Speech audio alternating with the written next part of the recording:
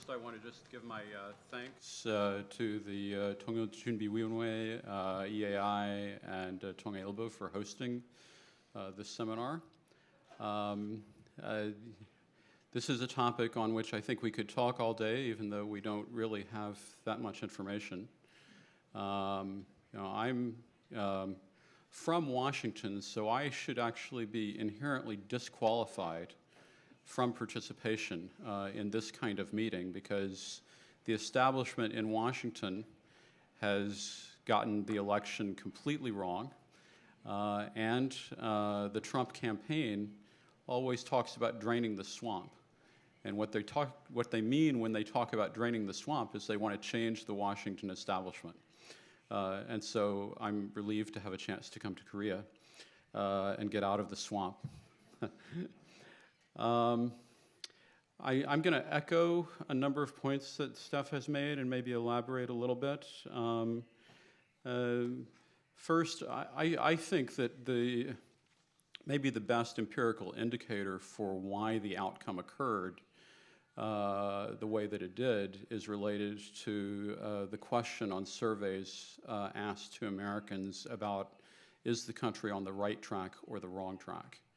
And that number has consistently been, since 2008, about 30% of Americans think that the United States is on the right track, 60% think that the U.S. is on the wrong track.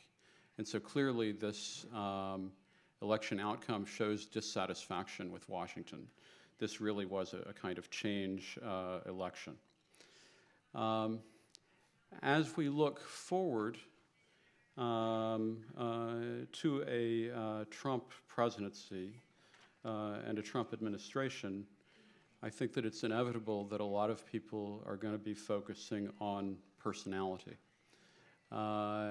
because the campaign has been so lively. So I do think that one of the issues that people are going to be watching very closely is how does the president manage his personality, especially as president. And I would just note that on election night, it was very interesting to hear his first speech because I think that it actually gave us a glimmer of the fact that he knows the stakes and his worst nightmare, I believe, is that he would fail. So I do believe that he's going to come at this job with a sense of seriousness, of purpose. But we also have some big challenges because in his campaign rhetoric, he has been saying things that are outside the mainstream of American politics, especially about America's role in the world. The America First kind of mantra that has been attached to his beliefs does pose an interesting challenge because it looks like a turn toward isolationism, in that context, it looks like it's generated a lot of anxiety among alliance partners.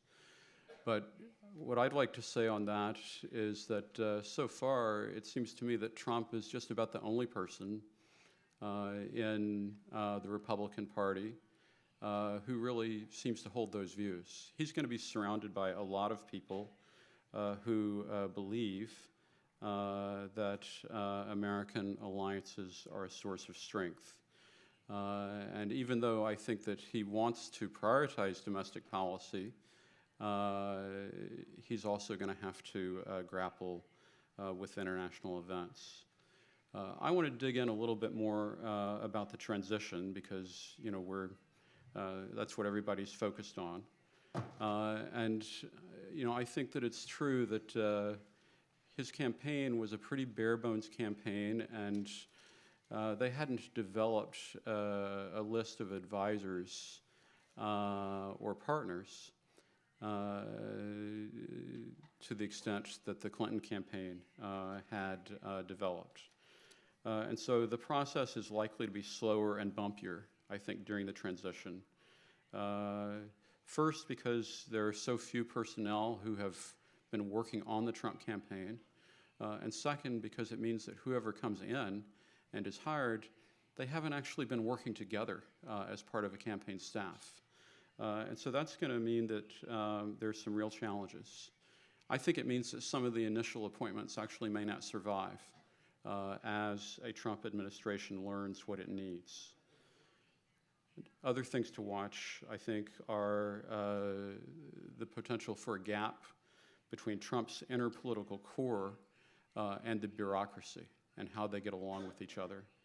And then also I think that the gap between rhetoric and policy is going to be very interesting. You know, in the campaign, we saw an all-rhetoric, almost policy-free campaign, but the task of governing really requires you to match rhetoric with policy. And so that will be an important issue.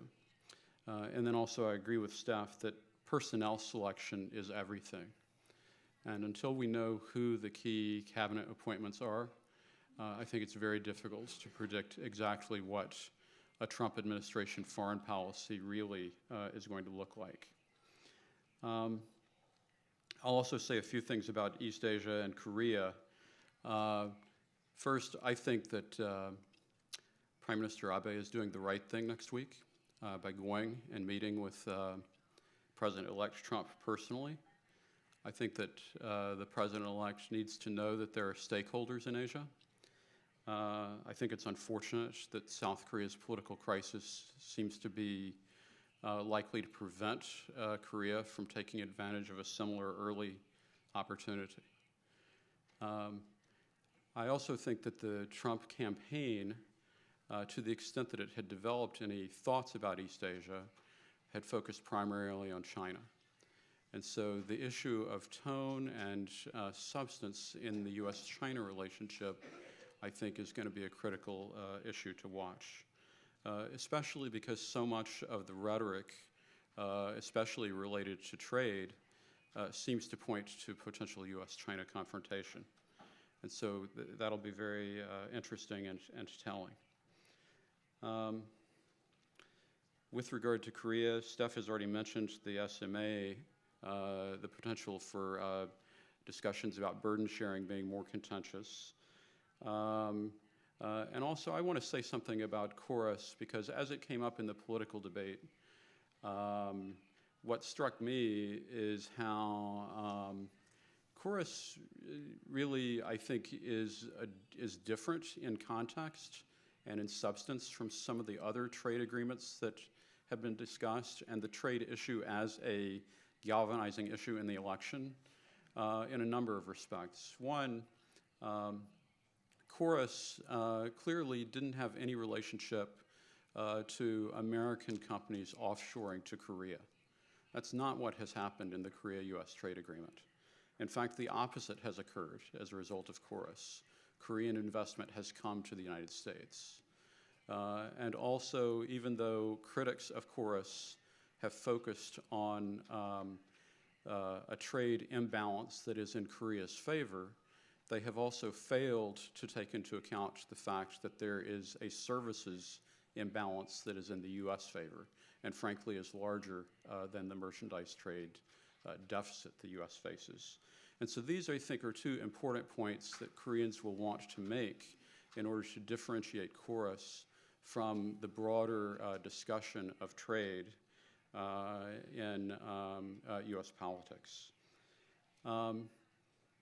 Then I just want to say on Korea, on North Korea,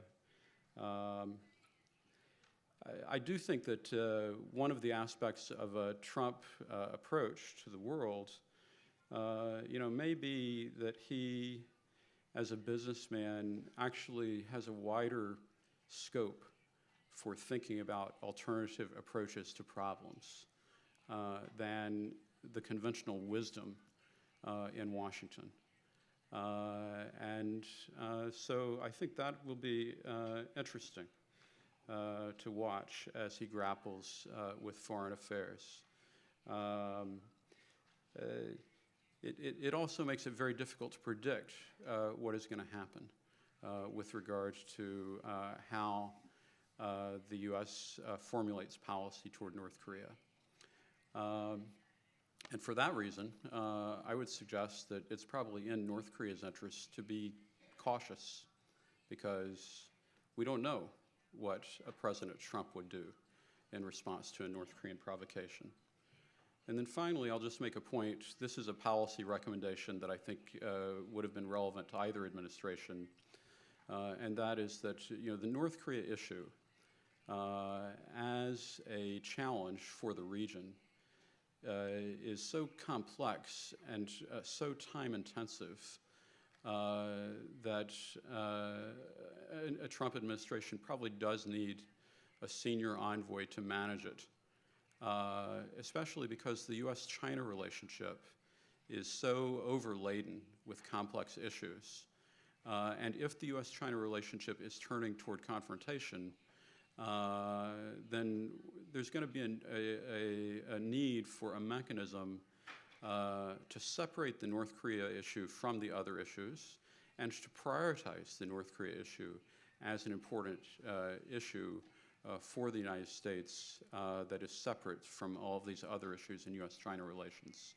And so I believe that in addition to the filling out the positions in the bureaucratic structure, that a Trump administration should consider very carefully appointing a senior envoy that can report directly to the president, but who can manage all aspects of the North Korea issue, especially in dialogue with China as well as South Korea and other nations in the region. I'll stop there.